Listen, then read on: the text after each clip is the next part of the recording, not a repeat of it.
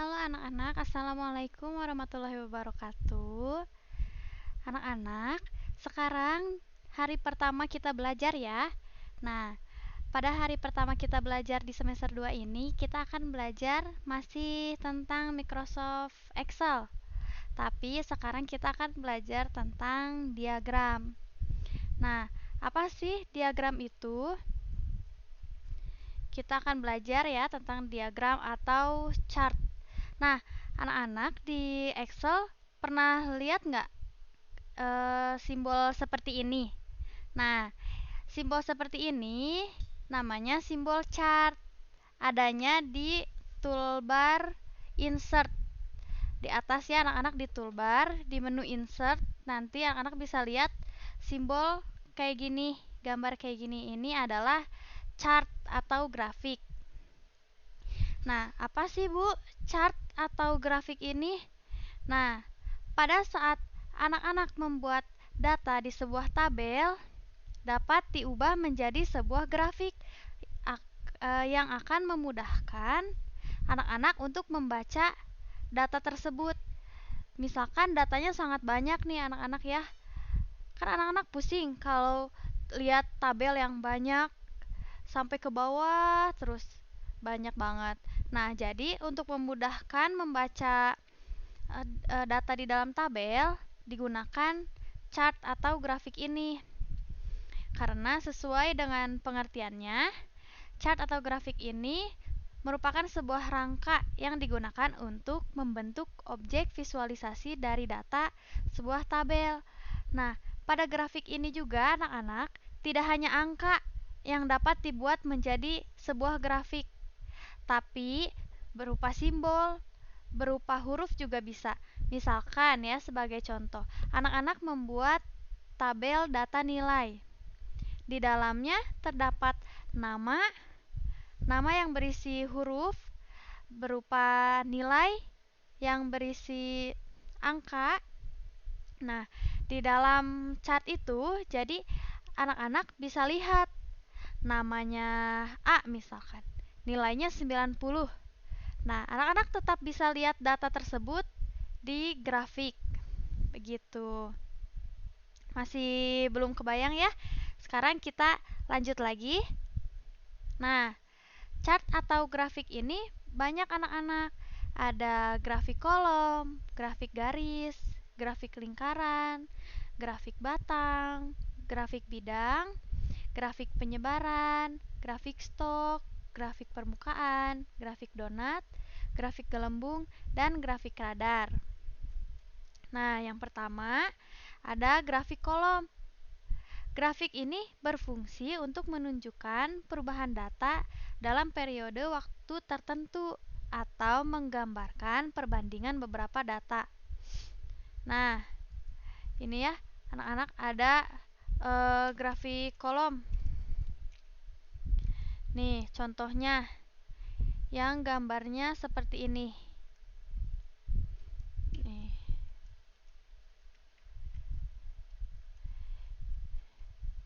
Ini semua adalah grafik kolom, anak-anak. Ya. Nah, grafik kolom ini digunakannya bisa untuk data nilai. Jadi nanti anak-anak bisa lihat perbandingan nilai antara satu dan yang lainnya. Misalkan siswa A mendapatkan nilai 80, sedangkan siswa B mendapatkan nilai yang lebih tinggi. Maka siswa B grafiknya akan lebih tinggi anak-anak. Nah, begini kurang lebih. Ini siswa A, nah yang ini siswa B yang nilainya 90. Nanti akan terlihat perbandingannya. Kurang lebih seperti itu. Lalu ada grafik garis atau line chart. Grafik ini berfungsi untuk menunjukkan data secara terus-menerus atau berkelanjutan selama periode waktu tertentu. Nah, contohnya ini ada grafik line ya atau grafik garis. Contohnya kayak gini. Nah, kalau grafik garis ini biasanya dipakai untuk menentukan data berdasarkan waktu tertentu atau perkembangannya. Misalkan anak-anak ya, sekarang lagi ada pandemi COVID-19. Nah, pada awal pandemi, orang yang terinfeksi oleh virus ini hanya 10 orang. Nah, makin lama makin naik, semakin banyak yang terinfeksi. Nah, untuk melihat bagaimana perkembangannya, apakah terus naik yang mengalami infeksi virusnya atau mengalami penurunan karena orang-orangnya udah pada sembuh. Nah, itu bisa digunakan grafik garis. Jadi seperti ini anak-anak nanti. Nah, ini misalkan pada awal COVID hanya 10 orang. Grafiknya masih turun. Lama-lama banyak yang terinfeksinya, semakin banyak, maka grafiknya pun akan naik anak-anak, seperti gunung ya. Nah, ini yang ke bawah itu adalah berarti eh, orang yang terinfeksi virusnya berkurang, turun lagi, landai grafiknya, lalu naik lagi. Nah, itu sesuai dengan seiringnya berjalannya waktu ya anak-anak. Lalu ada grafik lingkaran atau pie chart. Nah, grafik ini berfungsi untuk menunjukkan ukuran dari suatu item dalam suatu rangkaian data terhadap jumlah keseluruhan. Bentuknya lingkaran ya anak-anak, sesuai dengan namanya. Nah, ini contohnya. Nah, grafik ini biasanya digunakan untuk melihat perbandingan juga anak-anak. Misalkan anak-anak suka permainan A-nya lebih banyak daripada yang suka permainan B. Nanti dapat dilihat anak-anak jumlah jumlah siswa yang menyukai permainan A, jumlah siswa yang menyukai permainan B. Jika siswa yang menyukai permainan A lebih banyak daripada siswa yang menyukai permainan B, maka yang berwarna putih ini adalah berisi permainan yang paling banyak disukai. Sedangkan yang berwarna gelap, yang hanya sedikit ya anak-anak nih, ini adalah permainan B yang kurang disukai oleh anak-anak. Nah, jadi semakin besar ruang di dalam lingkarannya, berarti datanya semakin banyak ya anak-anak. Seperti itu. Nah, tapi anak-anak, tadi setelah kita lihat ada grafik kolom, grafik garis, grafik lingkaran. Nah, tiga grafik tersebut merupakan grafik yang paling sering digunakan. Selain itu, ada juga grafik batang. Grafik batang ini tidak jauh berbeda dengan grafik kolom ya anak-anak. Ini juga fungsinya sama dengan grafik kolom untuk membandingkan beberapa data atau item. Bentuknya seperti ini. Kalau grafik kolom dia kolomnya ke atas, kalau ini menyamping. Ya. Fungsinya masih sama. Selanjutnya ada grafik bidang atau area chart. Grafik ini berfungsi untuk menunjukkan besarnya perubahan dari waktu ke waktu. Nah, ini juga sama anak-anak, fungsinya seperti grafik garis ya, atau line chart yang tadi yang ibu contohkan perkembangan virus corona di Indonesia berdasarkan berjalannya waktu. Nah, bentuknya hampir sama anak-anak, seperti line chart atau grafik garis ya ini. Nah, oke, kita langsung lagi. Ada grafik penyebaran atau scatter chart. Grafik ini berfungsi untuk melihat hubungan antara nilai numerik pada rangkaian data. Jadi pada grafik penyebaran ini anak-anak, ini level kesulitannya lebih tinggi ya daripada grafik-grafik yang sebelumnya. Kalau untuk anak-anak mungkin belum akan sampai kepada grafik penyebaran ini. Nah, ini untuk membandingkan sebuah data numerik ya anak-anak. Misalkan ada dua data. Yang pertama ada data nilai PTS dan data nilai akhir ya anak-anak. Pada nilai PTS ini nilai anak-anak misalkan cenderung kurang bagus, tapi pada nilai akhir anak-anak berkembang. Maka dapat dilihat perbandingannya dari kedua nilai ini, nilai PTS dan nilai akhir, akan terlihat perkembangannya saat anak-anak kurang baik dan saat anak-anak berkembang. Anak-anak lebih baik nilainya. Nah, di situ akan terlihat perbandingannya, akan terlihat perbedaannya sejauh mana perkembangan nilai anak-anak ya. Contohnya kurang lebih seperti itu. Selanjutnya ada grafik stok atau stock chart. Grafik ini berfungsi untuk menggambarkan harga stok. Namun, grafik ini juga dapat digunakan untuk data ilmiah seperti suhu harian. Nah, contohnya seperti suhu harian ya anak-anak. Misalkan anak-anak menghitung suhu pada hari ini. Pada pagi hari sangat dingin, misalkan 20 derajat. Nah, tapi naik lagi di siang hari menjadi 25 derajat. Nah, itu bisa menggunakan grafik stok ya. Selanjutnya ada grafik permukaan. Nah, grafik ini berfungsi untuk mencari kombinasi yang optimal dari dua rangkaian data, seperti dalam peta topografi. Nah, anak-anak, untuk grafik permukaan ini jarang digunakan ya.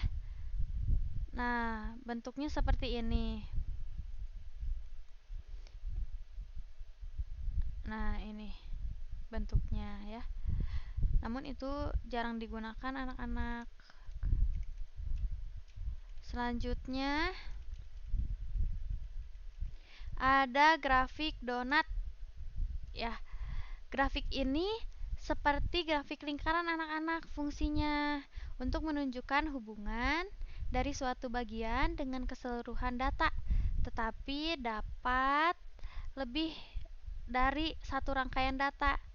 Jadi, anak-anak dapat menggunakan dua data sekaligus pada grafik donat ini. Seperti misalkan yang nilai PTS dan nilai akhir tadi itu adalah dua data ya anak-anak. Anak-anak dapat menggunakan grafik donat. Selanjutnya ada grafik gelembung anak-anak ya.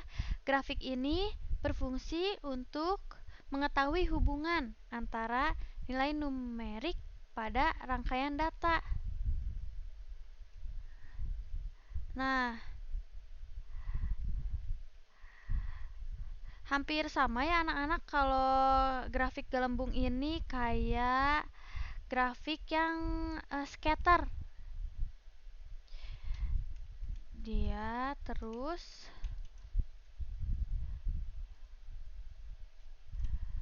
ada grafik radar. Nah, grafik radar ini berfungsi untuk membandingkan nilai keseluruhan dari sejumlah rangkaian data. Ya, ini. Ini bisa lebih banyak lagi anak-anak datanya. Datanya bisa lebih dari 2.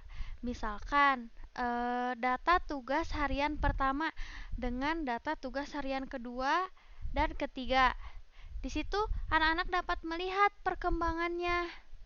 dapat melihat perbandingannya, apa perbedaannya, apakah anak-anak nilainya sama seperti tugas pertama, atau anak-anak nilainya turun, atau anak-anak nilainya naik. Nah, itu bisa dilihat menggunakan grafik radar. Selanjutnya ada latihan anak-anak. Ya, kan tadi udah belajar ya anak-anak. Setidaknya anak-anak tahu apa itu grafik, cara melihat grafiknya bagaimana, bentuknya seperti apa. Nanti akan Ibu kirimkan modul ini kepada anak-anak agar anak-anak bisa baca-baca lagi kalau anak-anak lupa ya. Nah, sekarang anak-anak latihan membuat chart. Yang pertama, anak-anak buka Excel-nya ya. Anak-anak buka Microsoft Excel-nya. Lalu, anak-anak buat tabel seperti berikut ini. Daftar nilai siswa kelas 5 tahun pelajaran 2020-2021 mata pelajaran TIK. Buat 6 tabel. 6 tabel. Maaf anak-anak, buat 6 kolom. 6 ya. Nomor 1 sampai 5, lalu ada nama, ada nilai. Anak-anak ikuti saja ya. Seperti ini. Lalu caranya anak-anak. Nah, ketika anak-anak sudah membuka Excel-nya, lalu anak-anak sudah membuat tabel, anak-anak blok tabelnya ya. Sebentar. Kita buka Excel-nya ya, anak-anak. Kita buat nomor. Ada nomor ya, ada nama, lalu ada nilai ya anak-anak. Nih 1, 2, 3, 4, 5. Misalkan A, B, C, D, E. Nilainya 80, 80, 90, 95, 85. Nah, anak-anak blok ininya ya, tabelnya. Nih, di blok. Nah, setelah anak-anak blok tabelnya, anak-anak klik menu insert pada toolbar ya. Nih, klik menu insert pada toolbar, insert ya anak-anak. Terus nanti ada chart ya, nih chart. Chart. Setelah itu anak-anak pilih yang grafik kolom ya. Kita latihan membuat grafik kolom dulu atau kolom chart ya. Kolom chart. Nih, di sini ada kolom chart. Nah, insert column or bar chart. Nih, ada. Setelah anak-anak klik kolomnya, nanti akan muncul anak-anak. Karena tadi datanya sudah diblok, ya. Nah, maka akan muncul. Ya, seperti ini. Ini namanya grafik kolom ya, anak-anak. Nih, gambarnya seperti ini. Yang di samping kiri ini adalah nilai anak-anak. Ya. Ini adalah nilai. Yang di bawah garis ini adalah namanya. Yang di bawahnya lagi adalah nomornya. Nah, ini nilainya anak-anak. Lihat ya. siswa A nomor 1 memiliki nilai 80 anak-anak. Sedangkan siswa D memiliki nilai 95. Nah, jadi anak-anak dapat melihat perbandingan nilai antar siswa dengan mudah. Jadi anak-anak tahu nih, wah ini yang grafiknya paling tinggi adalah siswa D. Nah, seperti itu anak-anak ya, dicoba ya. Di sini sudah ada instruksinya. Tinggal anak-anak coba. Setelah anak-anak coba, Ibu berikan latihan ya. Nah, latihannya buat tabel seperti berikut ini. Kan anak-anak yang di atas ini, anak-anak latihan ya. Ibu kasih tahu cara-caranya, Ibu kasih tahu langkah-langkahnya. Setelah anak-anak bisa, anak-anak langsung ke lembar kerja siswa ya. Nah, di sini anak-anak ikuti saja instruksinya. Yang pertama, buatlah tabel seperti berikut. Ada nomor, nama, mata pelajaran, dan rata-rata. Anak-anak semester 1 udah belajar rata-rata kan ya? Udah pada pinter dong pastinya. Nah, nanti anak-anak cari dulu rata-ratanya ya. Udah dicari rata-ratanya, anak-anak blok tabelnya, lalu insert kolom ya. Nah, anak-anak, mungkin cukup sekian untuk pembelajaran hari ini. Semoga apa yang Ibu sampaikan bermanfaat ya. Mohon maaf bila masih banyak kesalahan. Semangat anak-anak belajarnya, semangat latihannya, dikerjakan ya lembar kerja siswanya. Assalamualaikum.